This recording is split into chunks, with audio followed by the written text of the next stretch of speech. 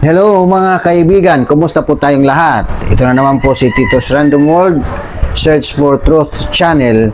Patuloy po tayo maghahanap ng katotohanan dahil ang katotohanan ang magpapalaya sa atin. Sabi nga sa John 8:32, then you will know the truth and the truth will set you free. So, ang katotohanan lang po magpapalaya sa atin. So, karapatan po natin manaliksik at maghanap ng katotohanan. Nasa video ito mga kaibigan, gusto ko lang po magbigay reaction na gusto ko rin malaman nating lahat dahil involved po tayong mga Pilipino dito dahil ang pag-uusapan natin dito ay ang ating pera ng taong bayan. So, bago po tayo magpatuloy sa ating discussion, panoorin po na muna natin ang balita dito sa GMA para po at least magkaroon tayo ng idea. Ipinagpalitan ng COMELEC ang mock elections na idaraos sana sa Sabado. Kailangan kasi sirain ang mga naimprenta ng balota dahil hindi kasama rito ang 5 aspirant na pinalalagay ng Korte Suprema. Saksi, Isaga Ginaldo. Hindi sinama ng Commission on Elections ang 5 aspirants sa pag-imprenta ng balota. Dalawa kasi sa kanila ang dineklarang nuisance candidate, habang ang iba ay disqualify, nireject ang aplikasyon o pinansel ang Certificate of Candidacy. Pero alinsunod sa temporary restraining order na inilabas ng Korte Suprema, kailangang ilagay ang 5 sa balota.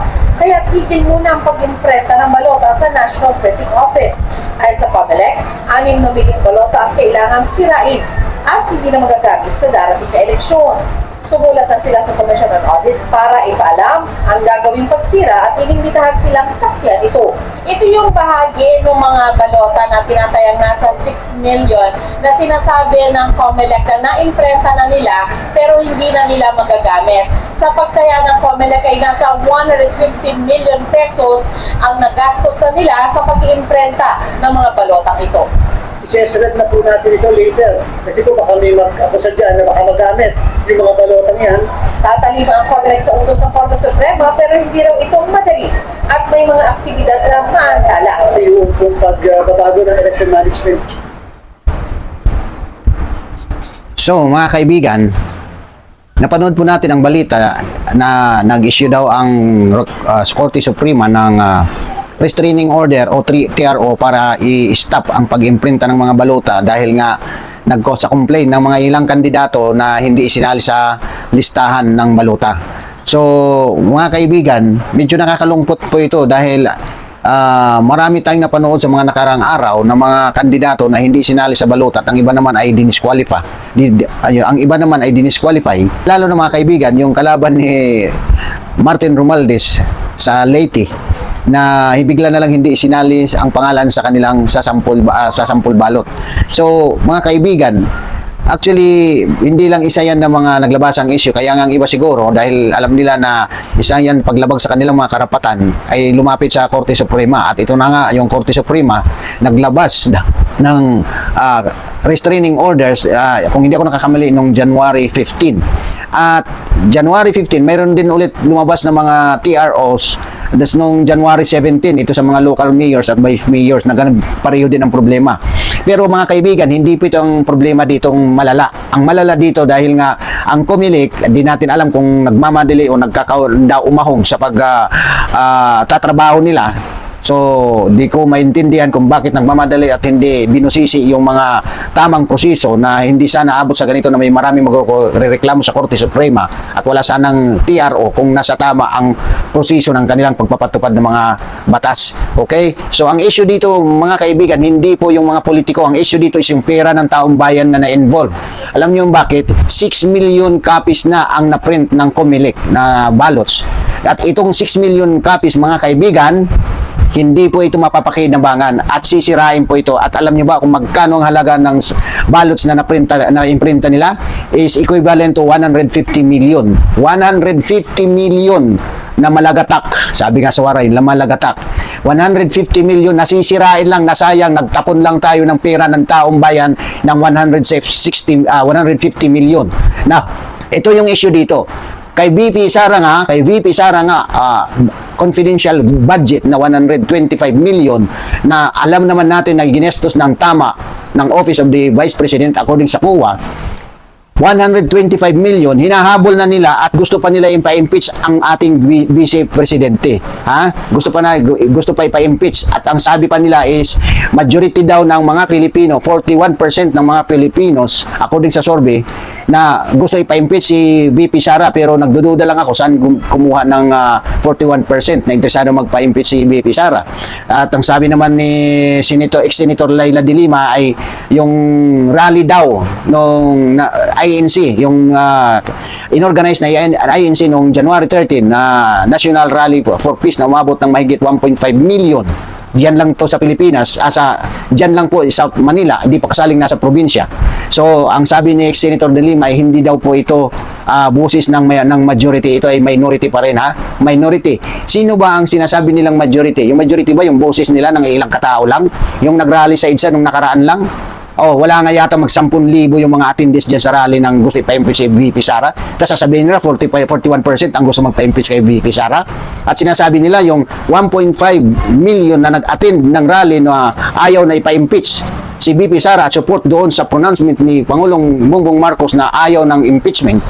So, hindi nyo ito papakinggan dahil ito ay minority. Alin ba yung pagkakaintindi nyo ng minority? So mga kaibigan, lalo na dyan sa ating mga ibang mga Pilipino na matatalino at nakakaisip pa ng tama, marami na pong problema ang ating bansa at kailangan po natin magkaisa at ito pong nangyayari sa Comelec. Hindi po ito biro, ha. Sana may makapansin dito na pira natin, pira ng taong bayan, pira ng mga Pilipino, pira ng mga taxpayers na katulad ko na 150 million, mas malapit pa sa ginastos kay ni VP Sara sa confidential funds na pinag-imbestigahan, hinahabol, pinapa-impeach. Ito 150 million, sisirahin lang, itatapon lang ang pera natin, mga kaibigan. So I hope sino ba dyan yung mga makabayan, yung mga sinasabi nila, pinakikinggan nilang hinaing ng mga Pilipino, sana pakinggan nyo, pansinin nyo itong pera nito na 150 million na sasayangin lang. Okay? So I hope may mga tao dyan na nagmamalasakit ng totoo pa sa ating bayan dahil hindi na ito po nakakatuwa na nangyari. At ito pa mga kaibigan, bago po tapusin itong video nito about sa Comelec, mayroon dagdag lang ako na issue na kagabi lang ko ito napanood. Ito yung isiniwalat ni Congressman Ungab ng 1st District of Davao yata, if I am not mistaken, na actually pwede nyo mapanood yung video na in-upload ko kanina lang, nandiyan ilalagay ko sa baba sa link. Ang link sa baba para mapanood nyo, na isiniwalat ni Congressman Ungab na yung 2025 budget, ang daming anomalya. Isa na doon yung pagpirma ng bicameral committee ng isang report na ipinasa sa kay Pangulong Marcos na ito ay inapruban nila o pinirmahan nila ng mga blanco. So, ang ibig sabihin, nga sabi nga ni Pangulong Duterte sa kanyang reaksyon, para bang naggawa tayo ng blank check na pinirmahan na hayaan na lang na kung sino may gusto maglagay kung magkano ang amount na which is invalid at hindi po makatarungan at bawal po yan sa pinagbabawal po sa batas.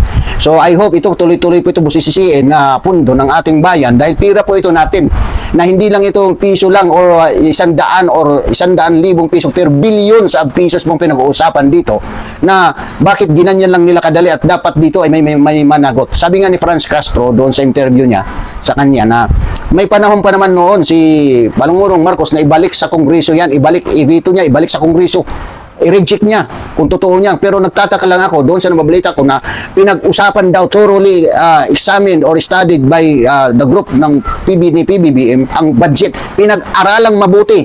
So nasaan po yung pinag-aralang mabuti na bakit hindi ito napansin? Bakit hindi ito napansin ng mga problema na mga blanco na amount na nakarating sa kanya at hindi ito dinalik sa na maraming problema ang budget, ang 2025 national budget natin. So mga kaibigan, napalakalala na po ng problema natin pagdating sa pera ng ating bayan. So, I hope mga kaibigan, patuloy po tayo manaliksik. Huwag po tayo umasa sa kung sino-sino lang na nagbibigay sa atin ng impormasyon. Manaliksik po tayo at hanapin ang katotohanan dahil ang katotohanan po ang magpapalaya sa atin. Wala po ako dito, inuulit ko po, wala po ako ditong kinakampihan. Ang akin lang po ay ilabas ang katotohanan dahil po kung hindi po tayo tutulong sa paglabas ng katotohanan, wala po mangyayari. Patuloy po mamamayagpag ang mga kasamaan at ang korupsyon sa ating bayan. Wala po ako ditong kinakalaban tao. Ang akin lang po dito purpose ay mapansin natin o pansinin natin ang mga kamalian. Hindi po ako against sa sinuman, against ako sa mga masamang gawain. Maraming salamat po. Panahon na po mga kababayang Pilipino magmalasakit po sa ating bayan dahil po ang ating bansang Pilipinas ngayon ay nababaon na po sa problema sa Kumunoy. So, maraming salamat po. God bless us all. God bless the Philippines.